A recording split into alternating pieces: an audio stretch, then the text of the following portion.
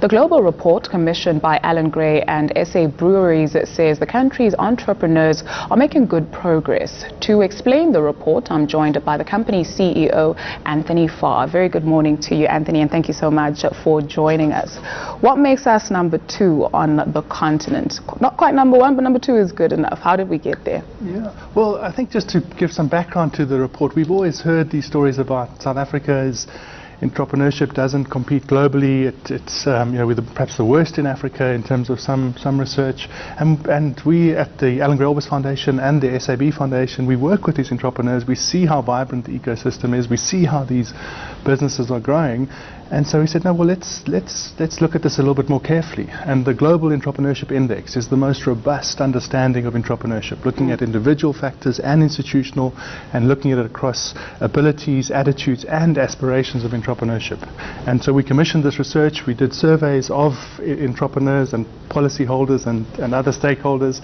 And the final outcome is that we are a leading country in terms of entrepreneurship in Africa. We're not at the bottom, we're at the top, and we felt that this was an important story to tell our country. It's very encouraging to hear, and we need to hear more of those stories, but we are not without challenges. Tell us about those. I mean, we've got slow economic growth, we've also got red tape in terms of doing business in South Africa, especially for small businesses. What are some of the challenges that you found as you did this research as well? What's exciting about this research is, as well as showing the strength of our system, it shows us what are the key bottlenecks. And the one is not surprising, startup skills. And so if we can address education as a national priority, as we must, we will change the face of our entrepreneurship. But related to that is what you mentioned, in terms of we ranked 131st in terms of ease of doing business. There's no way that we can be competitive or even more competitive without improving that.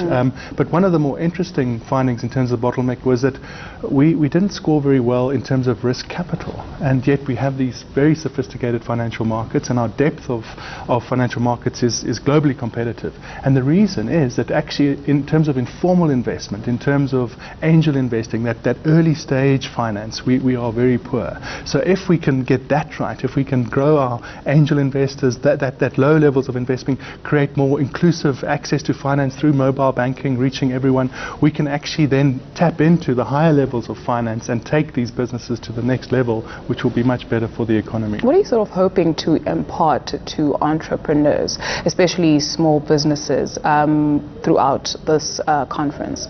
I think we want to give them hope. We know how difficult it is to be entrepreneurs, and it's even more difficult when you are doing that, and yet people are saying, well, we're not very good. There are people from other countries that are far more entrepreneurial, and yet we're going to tell a new story now. We say we're at the top of Africa in terms of aspirations, in terms of entrepreneurs that want to grow their business to ultimately possibly even R1 billion of turnover. That's where we have strength. We are the best economy to do that. So if you have big dreams, this is the country that you need to work with to make those happen. How important is it to take advantage and play with other countries on the continent and do business with them? That's fundamental, and that's what's so exciting about this Congress. We have representatives from many of those African countries, and in fact yesterday we launched Gen Africa, so Global Entrepreneurship Network Africa, to say how can we work together as a continent, because then we have a critical mass of R1 billion people to really take our place on the world stage. I can see you getting excited about this, and it's very encouraging to hear and to see these stories, because we always hear about doom and gloom. But thank you so much for joining us this morning. That was Allan Gray's Orbis Foundation CEO, Anthony Farr.